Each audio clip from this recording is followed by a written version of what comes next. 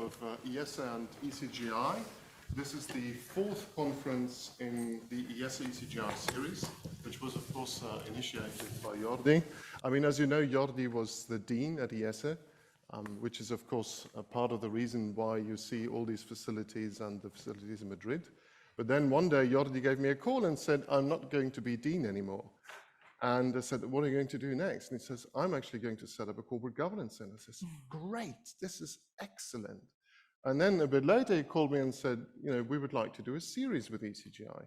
And I said, that's wonderful news. And this is the fourth edition. Now, history is that Jordi was actually incremental in setting up ECGI. I think we were here for the first time in 2008.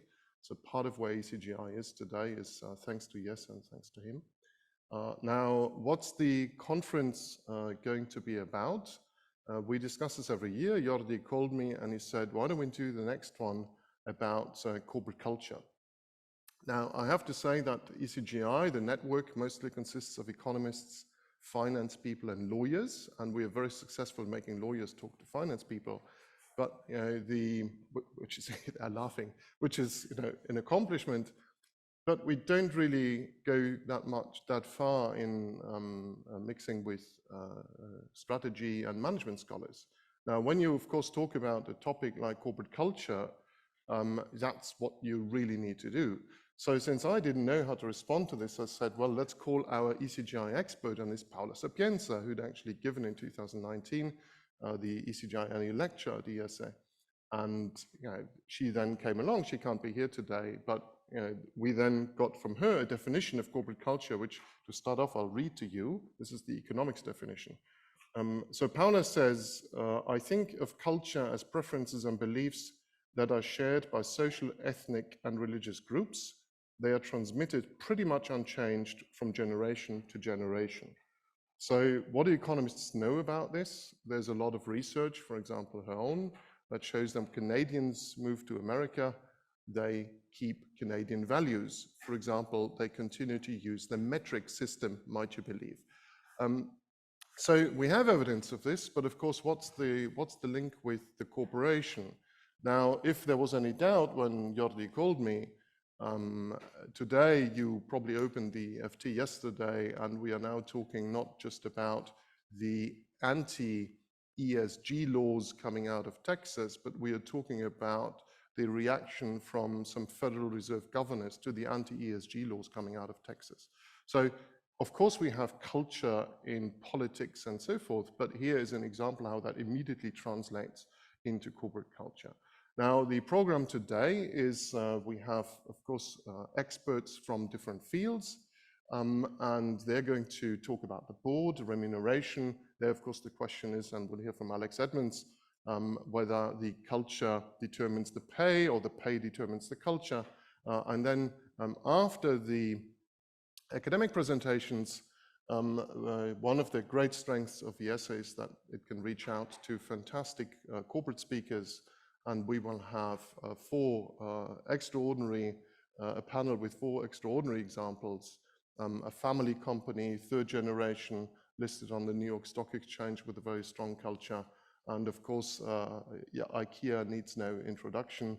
I remember when they moved to Luxembourg, the story was they flew up a plane, but then the founder, of course, decided to buy a bus ticket, which people in Luxembourg still talk about today. So culture is with us, and we are going to have, I think, a great day. And with this, I stop, and I'm turning it over to the dean, the current dean. All right. Thank you, Marco. Thank you, Jordi. Happy to be part of this welcome panel here this morning of this fourth edition already of this conference, and which is making lots of progress. Also, if we think about how it's been working through the years of the pandemic, I remember the first one happening in a normal classroom here in Barcelona, and then we were mostly online, hybrid last year in Madrid, and now a larger group today, already here presential. So that's also progress from that perspective. So I'm very happy to see how this is growing. And of course, I want to thank Marco and ECGI for this continuous support of IESE. I think it's mutually beneficial, and we're both growing in this way and contributing to the work around corporate governance. I think I also want to thank Carlos Cavallé, who is not here with us this morning, the president of the Social Trends Institute, who has been a supporter of this event for several years already, and who follows it very closely and is very much supporting it in different ways. So also thank you. And of course, also thank you to Jordi Canals and the Corporate Governance Institute that he is chairing indeed, and through which IESE is doing different activities in the area of corporate governance, and this one is a highlight that we're having here today. I think we're privileged indeed by the lineup of speakers that you already mentioned, Marco, that are going to be with us here today. So great content and good debates are assured. So don't need to get into the details. We'll hear this further. And as you say, I think one of the interesting parts of this conference is precisely the interaction between scholars and practitioners, the fact that they come together and they actually have a dialogue. So there's a conversation happening. Both sides are talking and both sides are listening, which is also important. And I think that's one of the things that we like very much to do precisely at the school here, to connect the deep research-based ideas with the actual practice and make sure that both benefit from that conversation. I think that's a very good thing. And I take it that the quote that culture eats strategy for breakfast is still popular. I see it being used. It's supposedly attributed, I think, to Peter Drucker, which I guess tells us that even if maybe we don't buy exactly, that way of saying it, but it clearly points to the fact that culture is important one way or another, that strategy is important. Nobody would discuss debate. So culture must be too, one way or another. And I guess that's precisely what we're going to see here today in these different contributions. So thank you so much for doing this, both Jordi and Marco, and welcome to the conference. Very good. Well, thank you very much. Thank you very much, Marco. Thank you very much, Franz, for these introductory words. It's my great pleasure to welcome you all to this ECGI IESE conference on corporate governance. I would like to also welcome those people online. We have, I think, a few hundred of them online from different parts of the world. It's also a great pleasure, even if you are not here on campus, that you could follow the conference, and also you can post your questions or comments to the different ideas presented in this conference. It's also, I think, really interesting to try to deepen into a theme that is becoming more and more important, which is the role of corporate governance, and within corporate governance, the role of corporate culture. This is an area that in some other academic disciplines, in management, organizational theory, leadership, perhaps in those areas, the notion of corporate culture has been developed, sometimes not in a very, I would say, clear and unique way, but has been dealt by different scholars in a very, I would say, very interesting approach. It's not been the case in corporate governance. And I think that right now we are seeing a number of circumstances that may make the current time as a turning point for corporate culture within corporate governance. First thing is that, and Marco, you made a brief reference to it, is that we have seen over the past 5, 6, 7 years major corporate crisis, major corporate governance crisis, or corporate crises that were generated by, I would say, mediocre or very poor corporate governance. And at the heart of this mediocrity, many people identified a problem with corporate culture. It's very easy to remember Facebook, Volkswagen, Uber, WeWork, Ycar, and you can mention many other companies. Okay, so certainly those crises have very different factors to take into account, but it's clear that corporate culture probably was one of them. Okay, I was also willing to make a special reference to the financial industry, and especially banking, and Wells Fargo is, I think, a very clear case, okay, of the problem with when you don't have I would say, inappropriate corporate culture, things can go wrong in a very, very quick way. Second movement that we can observe today is that especially in banking and financial services, we see regulators stepping in, okay? And regulators not just asking boards of directors in banking, financial insurance, asset managers, a number of things about, I would say, a traditional checklist of factors that traditionally they ask from financial institutions. Today, the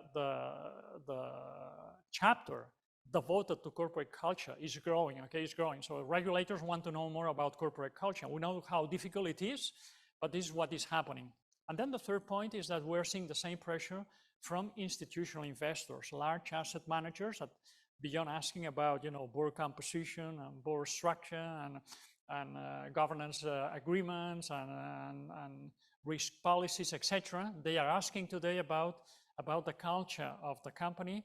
Moreover, there are some asset managers today asking about, they want to know more about the culture of the board of directors, okay? So three, I would say, movements that have been somehow unfolding over the past few years that probably make the current time, I would say, a turning point in terms of the importance of corporate culture. We'll know that corporate culture is a complex issue, not easy to identify, to do research on, but we should try it. And this is what we, with ECGI, we have been trying to do with this conference. We picked up 5 themes that we think are very important for corporate culture. We're perhaps leaving aside other dimensions, but we had to pick up 5 themes that are essentially our executive compensation, our leadership development, and in particular hiring, development, and diversity. Also the issues of strategy, organization, and corporate culture. How corporate culture actually affects somehow the long-term orientation of the company and the debate on shareholders versus other stakeholders. And finally, board dynamics. I mean, how the culture of the board and the dynamics of the board somehow make or may not make more effective decisions, and how this culture at the board level eventually permeates the whole organization. Okay, so 5 topics, and we have 5 fantastic scholars and leading scholars who will share with us their thoughts on those themes. And with the help of the discussants and moderators, we hope to have a fantastic debate on these topics. At the end of the day, we'll have also a panel with chairmen of companies and CEOs and board directors we hope will bring also some additional light on the concerns of those people when they think about corporate culture in their own organizations. So I think we have a very attractive program, and I'm sure that it's going to be a fantastic day today. I would like to thank in a very special way Marco Becht and ECGI and all your team, starting with Herman Dimes, Helen McParland, for all your great help in all the conferences, and in this conference in particular. Marco, it's a great pleasure, great privilege to be able to work with you, and also we will learn a lot here. I learn a lot by working with Marco and his team. I also want to thank, I think, the presenters, the authors who will present papers, discussants, moderators for being here. We have all the speakers here except 2 for a number of reasons. We will have one of them, Bob Gibbons, online, and then we'll have in the panel at the end of the day, we'll have a board member of Wells Fargo also online. They couldn't be here eventually, but I hope that they will be able to convey their ideas and messages in a very clear way. So thank you very much, those of you, those authors, presenters, moderators, and discussants for being with us today. I also would like to thank Social Trends Institute and its president, Carlos Caballé, for, I see Tracy O'Donnell, who is the executive director here, for their not only economic support for the conference, but also ideas and intellectual support. Social Trends Institute is a think tank that tries to promote cross-functional, cross-disciplinary research in social sciences. And they thought that this conference that also tries to be cross-functional with scholars coming from corporate finance, corporate law, strategic management, organizational theory, organizational economics is a good example, okay, of this type of interfunctional approach that we would like to follow. I also want to thank Dean Franz Heukamp and the whole team at IESE for allowing us to have these conferences and helping us to, for a very good and smooth functioning. Last but not least, I want to thank you all, the participants in this conference, for being here today, for spending a day with us, thinking and reflecting upon those themes. Also, those of you online, feel free to send us your questions whenever you want. So it's 10 o'clock, 3 past 10, so it's time to start. We'll try to stick to a timetable, and I would like to ask Paul Healy and Ana Luz Reyes and Guy Scaur-Mazabal to come over here and start the first session. Thank you.